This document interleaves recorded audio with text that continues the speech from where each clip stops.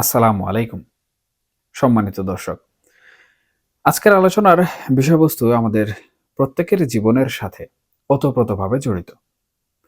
বিশেষ করে যারা বিদেশ ভ্রমণ, পড়াশোনা বা জীবিকার সন্ধানে দেশের বাইরে যাওয়ার স্বপ্ন দেখেন। গত ১৭ মাসে আমাদের প্রিয় জন্মভূমির পাসপোর্টের মান কতটা নিচে নেমেছে তা নিয়ে আমি মনে করি কথা বলার সময় এসেছে। খুব দুঃখজনক হলেও সত্য, আমাদের পাসপোর্টের গ্রহণযোগ্যতা এখন তলানিতে। একটা সময় ছিল যখন আমরা গর্ব করে বলতাম আমাদের পাসপোর্ট দিয়ে অনেক দেশে অন অ্যারাইভাল ভিসা পাওয়া যায় বা খুব সহজেই ভ্রমণ করা যায়। কিন্তু এখনকার চিত্রটা সম্পূর্ণ ভিন্ন এবং রীতিমতো অনেক বেশি ভয়ের। শুরুতেই আমাদের প্রতিবেশী দেশগুলোর দিকে তাকানো যাক। ভারত আমাদের সবচেয়ে কাছের প্রতিবেশী, অথচ সরকারিভাবে তারা দীর্ঘদিন আমাদের ভিসা দেওয়া বন্ধ রেখেছিল। বর্তমানে খুব কড়াকড়ি আর শর্ত সাপেক্ষে কিছু ভিসা দিচ্ছে, যা সাধারণ মানুষের জন্য পাওয়া প্রায় অসম্ভব হয়ে দাঁড়িয়েছে। চিকিৎসা বা ভ্রমণের জন্য যারা ভারতে যেতে চাইছেন তাদের ভোগান্তি এখন চরমে। এরপর আসি দক্ষিণ পূর্ব এশিয়ার দেশগুলোর কথায়। Singapore, Malaysia, Thailand, Laos, Cambodia বা ভিয়েতনাম। ব্যবসা বা পর্যটনের জন্য এই দেশগুলো আমাদের খুবই জনপ্রিয় গন্তব্য ছিল। আমরা চাইলেই টিকিট কেটে চলে যেতে পারতাম বা খুব সহজেই ভিসা পেতাম। অথচ এখন এই দেশগুলো আমাদের ভিসা দিতে গড়িমসি করছে। অনেক ক্ষেত্রে আবেদন করার পর ১ মাস, ২ মাস বা তারও বেশি সময় পাসপোর্ট আটকে রাখছে। কোনো সদুত্তরও দিচ্ছে না। নেপাল, ভুটান বা মালদ্বীপের মতো দেশগুলো যারা আমাদের অন অ্যারাইভাল ভিসা দিত, তারাও এখন মুখ ফিরিয়ে নিচ্ছে। ইন্দোনেশিয়ার বালির মতো পর্যটন কেন্দ্রে আমরা আগে কত সহজে যেতে পারতাম, এখন সেখানেও কিন্তু নানা রকম জটিলতা। অর্থাৎ চারপাশ থেকে আমাদের জন্য দরজাগুলো আস্তে আস্তে বন্ধ হয়ে যাচ্ছে। দেখুন, সবচেয়ে বড় আঘাতটা এসেছে অতি সম্প্রতি মার্কিন যুক্তরাষ্ট্র বা আমেরিকা, যাকে বলা হয় স্বপ্নের দেশ। তারা পৃথিবীর ৭৫টি দেশের একটি কালো তালিকা তৈরি করেছে। এই তালিকার দেশগুলো থেকে তারা আর কাউকে ইমিগ্রেন্ট বা অভিবাসী হিসাবে গ্রহণ করবে না। আমাদের জন্য চরম দুর্ভাগ্য হলো এই ৭৫টি দেশের তালিকায় বাংলাদেশেরও নাম রয়েছে। ভাবা যায় যে আমেরিকা ছিল বহু মানুষের শেষ ভরসার জায়গা। সেই দরজাটিও এখন আমাদের জন্য বন্ধ। এই খবরটি ছড়িয়ে পড়ার পর থেকে আন্তর্জাতিক মহলে আমাদের যে অবস্থান সেটা নিয়েও কিন্তু নানান নেতিবাচক আলোচনা শুরু হয়েছে। অথচ আমাদের বর্তমান সরকারের শুরুর দিকে যে প্রতিশ্রুতি সেগুলো একবার মনে করে দেখুন। ডক্টর মোহাম্মদ ইউনূস যখন ক্ষমতায় এলেন তখন অনেক বড় বড় স্বপ্নের কথা শোনানো হয়েছিল। বলা হয়েছিল বাংলাদেশকে এমন এক উচ্চতায় নিয়ে যাওয়া হবে যে সারা পৃথিবীর মানুষ আমাদের কাছে ছুটে আসবে। আমাদের আর কারো কাছেই যেতে হবে না।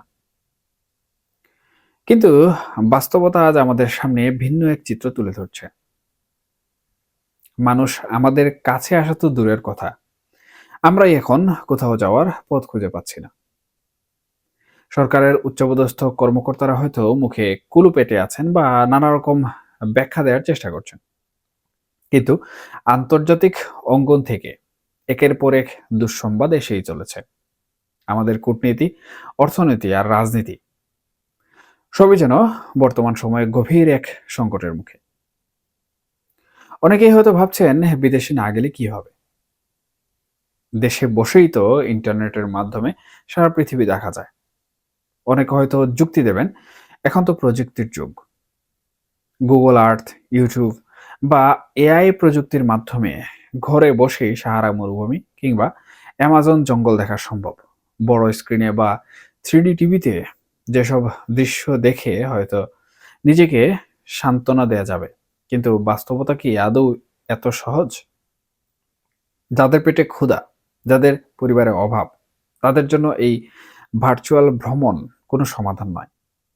আমাদের দেশের অর্থনীতির দিকে তাকালে দেখবেন এটি মূলত টিকে আছে প্রবাসী আয়ের উপর। প্রায় $25 বিলিয়ন রেমিটেন্স আসে বিদেশ থেকে, যা দিয়ে এই রাষ্ট্র, সরকার এবং আমাদের অর্থনীতি সচল রয়েছে। এই 1.5 কোটি মানুষের মধ্যে হয়তো 10 থেকে 12 লাখ মানুষ ইউরোপ বা আমেরিকায় পরিবার নিয়ে প্রতিষ্ঠিত, কিন্তু বাকি বিশাল অংশটি মধ্যপ্রাচ্য, মালয়েশিয়া বা অন্যান্য দেশে অমানবিক পরিশ্রম করে জীবিকা নির্বাহ করছেন। কেউ কেউ ভিটেমাটি বিক্রি করে 20-25 লাখ টাকা খরচ করে জীবনের ঝুঁকি নিয়ে বিদেশে পাড়ি জমিয়েছেন। এর মূল কারণ কি? পরিবারের মুখে দুমুঠো অন্ন তুলে দেওয়ার জন্যই মানুষ এই মরণপণ লড়াইয়ে নামে। তাদের পাঠানো টাকাতেই আমরা দেশে আরাম-আয়েশে থাকি, পোলাও কুরমা খাই, অথচ তাদের যাতায়াতের পথটাই আজ রুদ্ধ হতে চলেছে। দেখুন, বিদেশের শ্রমবাজারে আমাদের কর্মীদের চাহিদার একটা বড় অংশ নির্ভর করে পাসপোর্টের মানের উপর। যখন কোনো দেশ দেখে আমাদের পাসপোর্টের মান তলানিতে, তখন তারা আমাদের কর্মীদের নিয়োগ দিতে চায় না, কিংবা দিলেও খুব নিম্নমানের কাজ দেয়।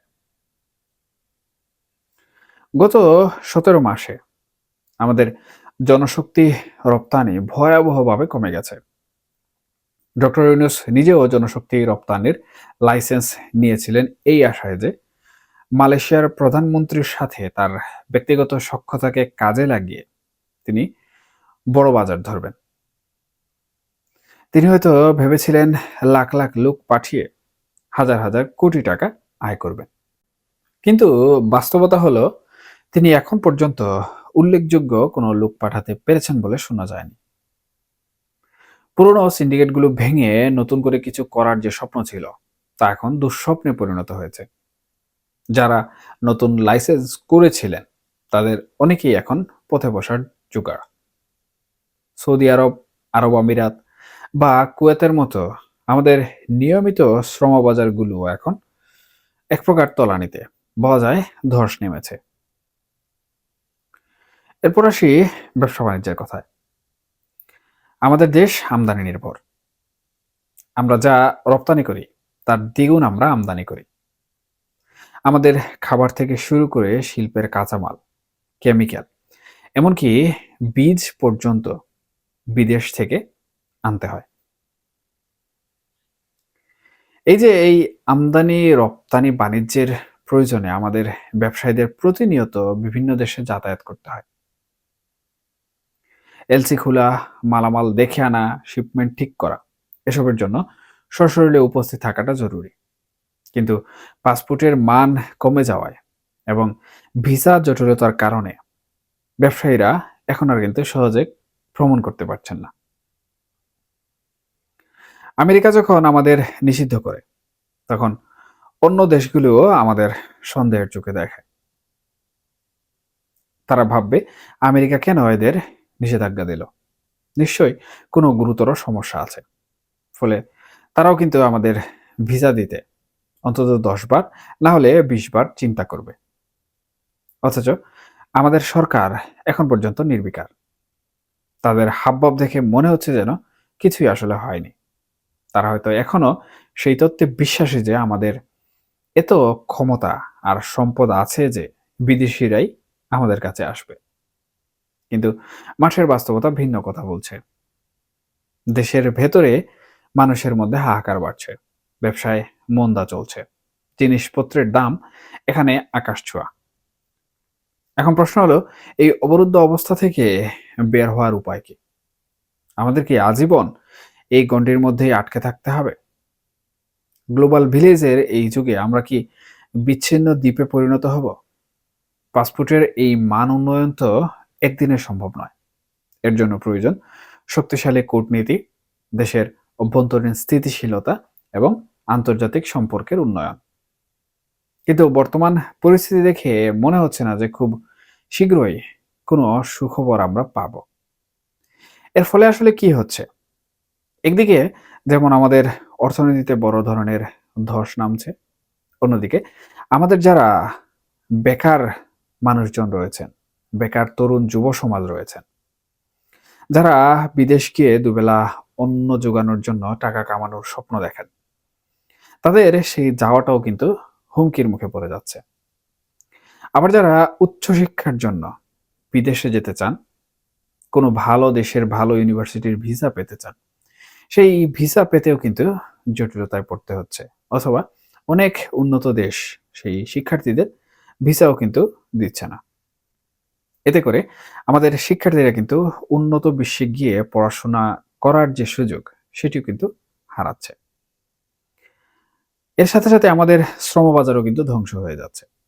এবং এই গোটা পরিস্থিতি কিন্তু আমাদের দেশের বর্তমান যে অবস্থা, সেই অবস্থাকে আরো নিচে নামিয়ে দিচ্ছে। মানুষের জীবনযাত্রার মানও কিন্তু আরো কমিয়ে দিচ্ছে। সুতরাং আমি মনে করি এই পাসপোর্টের মান উন্নয়ন করার জন্য যে সকল পদক্ষেপগুলো নেওয়া প্রয়োজন, সেগুলো অতি দ্রুত নিতে হবে।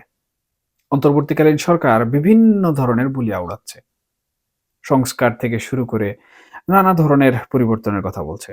কিন্তু দিন শেষে আমরা দেখতে পাচ্ছি আমাদের দেশের সবথেকে গুরুত্বপূর্ণ যে সম্পদ, গুরুত্বপূর্ণ যে বিষয়, সেই বিষয়টি কিন্তু তলানিতে চলে যাচ্ছে। আন্তর্জাতিক বিশ্বে আমাদের রেপুটেশন, আমাদের যে সবুজ পাসপোর্ট, সেই সবুজ পাসপোর্টের সম্মান ধ্বংস হয়ে যাচ্ছে। সুতরাং যেমন দেশের অভ্যন্তরীণ সংস্কার প্রয়োজন, ঠিক একইভাবে আন্তর্জাতিক বিশ্বে আমাদের এই সবুজ রঙের পাসপোর্টের মান উন্নয়ন করাটাও কিন্তু অত্যন্ত গুরুত্বপূর্ণ এবং জরুরি। নীতি নির্ধারক যারা আছেন, আপনারা অবশ্যই এই বিষয়ে চিন্তা করবেন এবং আমাদের দেশের জনগণের জন্য এই বিষয়টি গুরুত্ব সহকারে দেখবেন। এখনকার মতো এই পর্যন্তই। সবাই ভালো থাকুন, সুস্থ থাকুন এবং অবশ্যই নিরাপদে থাকবেন।